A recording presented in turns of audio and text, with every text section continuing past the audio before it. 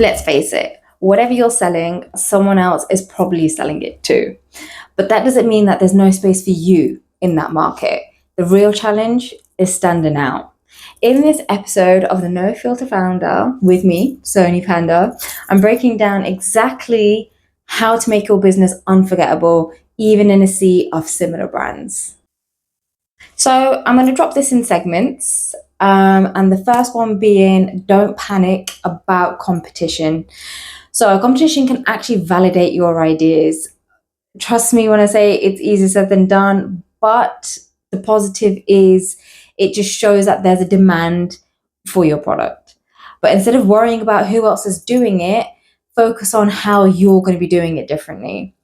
Because nobody else has your story, your voice, or your perspective. And that alone is very, very powerful. So, section 2, know your unique selling point, also known as USP. So, your USP is what makes people choose you over somebody else. So, it could be your product, it could be your packaging, your tone of voice, your values, or the experience that you offer.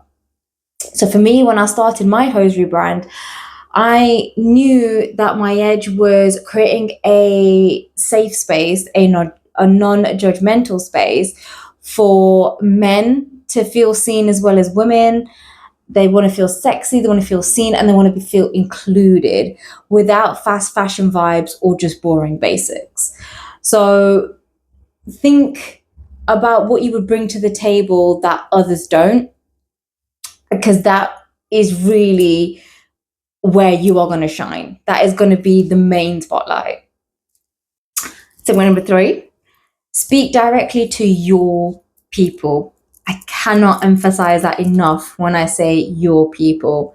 So, trying to appeal to everybody kind of makes you a bit forgettable. So, speak clearly to your audience, the ones who will get you, trust you, and will stick with you. And I 100% will vouch for that, because honestly, I couldn't have done my brand without the community that I've built over the years that have stuck by me ever since. Use words that they use. That really helps. Solve their exact problems. A number one biggie, honestly. Share content that really makes that other person think this was made for me. That is how you connect and get people to stay with you too. Segment number 4, show your face and your story. Now, I know a lot of people don't like showing their faces. They like to have a faceless account. They don't want to show the person behind the brand. But if I'm honest, people buy from people, and it's so important and very, very powerful. And it's one of the easiest ways to stand out is just being visible. I don't do it as much. I do it every so often, especially on like my Instagram account, where I am very, very active. Just because it gives my audience and my customers and people who are consuming my content just somebody, the fact that there is a person behind this and it is a genuine brand.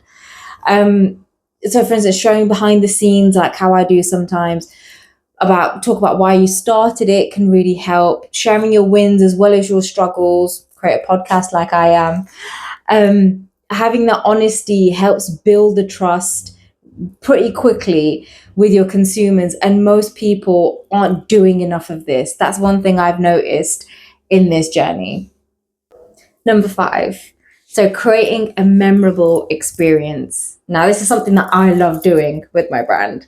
So it's making them question, how does it feel to shop with you? What happens after someone buys? It's that after experience that a lot of people are really looking for nowadays. It's not just about buying a product anymore. It's about the aftercare and the customer service and everything that comes basically after that. So from packaging to customer service to post-purchase, follow-ups, adding little touches that feel thoughtful really, really do count. And I cannot stress that enough. I do it consistently, constantly, and it's something that can actually be very, very fulfilling. These are the type of things that people talk about and people share. And the biggest thing of all is people will remember that. And the final little segment, what helped me stand out.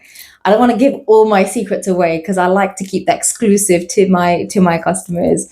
But for me, I think the biggest thing was being unapologetically and authentically me in this brand from start to where I am now.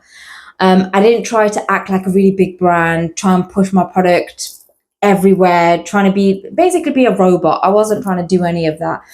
I just wanted to be real, authentic, and somebody who actually cares about my customers and what they think, their feedback. And even to the point when I launch a new product, I'll do a bit of market research and get all my community involved in that. And this is something that really worked for me, which I don't know if other people have done or not, other brands have done or not, but it's really helped shape my brand to what it is now. And having that realness helped my business stand out way more than trying to be super polished, if I'm honest. It's nice if you show mistakes here and there. It's just, it's nice to be showing up just unapologetically. I keep saying that word, but honestly, it's just something that like I really believe everybody should do in their brand, especially in this day and age. So standing out isn't about shouting the loudest. It's about being clear, being true to yourself, and consistency. Consistency being the key word. There's space for you, but only if you show up as you. And once again, I cannot stress that enough. If you're figuring out your angle, your voice, or just how to stand out in your niche, make sure you hit subscribe. I'll be back with more honest, more little biz chats to help you grow with confidence. And if there's something in this episode that resonated with you, please do drop me a comment. I'd love to know what makes your business different, or even if you're thinking about ideas, still hit me up. I'd love to know.